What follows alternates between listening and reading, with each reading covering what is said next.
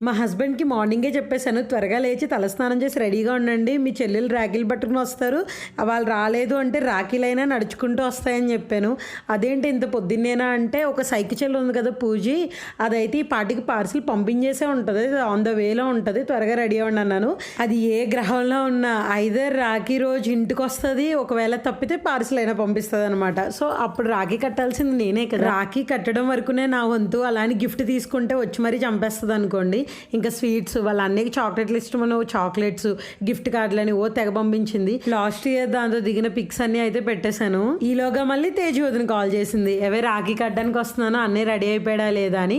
మీ అన్నయ్య రెడీగానే ఉన్నాడు రా అన్నాను. ఇంకొచ్చిన తర్వాత వాళ్ళ అన్నయ్యకి బొట్టు పెట్టి హారతి అవి ఇచ్చి స్వీట్స్ అవి తినిపించి అయితే రాఖీ కట్టేసింది. వీళ్ళిద్దరూ సైలెంట్గా ఉన్నా నవ్వుకున్నా నాకు చాలా భయం వేస్తుంది. ఎందుకంటే ఆలోచనలు కూడా చాలా సైకిక్గా ఉంటాయి అనమాట. మీకు ఇలాంటి సిస్టర్స్ బ్రదర్స్ ఉంటే కమెంట్ చేసేయండి.